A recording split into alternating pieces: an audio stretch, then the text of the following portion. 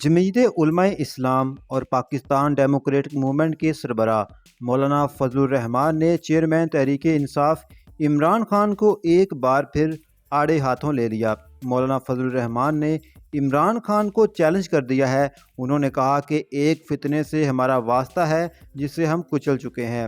عمران خان کے army chief کی تقرری اور ملک میں انتخابات سے متعلق بیانات پر رد عمل میں مولانا فضل الرحمان نے کہا، پہلے کہتا تھا آرمی چیف کو رخصت کرو، اب کہتا ہے ایکسٹینشن دو۔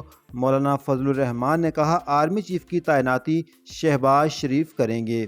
مولانا فضل الرحمان نے مزید کہا فارن فنڈنگ کیس میں اس کی چوری نکل آئی ہے، اگر عدالت اس کے خلاف فیصلہ دے تو عدالت غلط ہو جاتی ہے، اور اگر الیکشن کمیشن اس کے خلاف فیصلہ دے تو الیکشن کمیشن غلط ہو جاتا ہے۔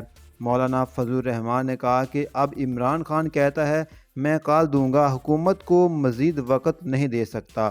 مولانا فضل الرحمان نے کہا عمران خان سے وقت مانگا کس نے ہے، الیکشن ہماری مرضی سے ہوں گے، آپ آئیں، حکیم رانا ثناء اللہ انتظار کر رہے ہیں۔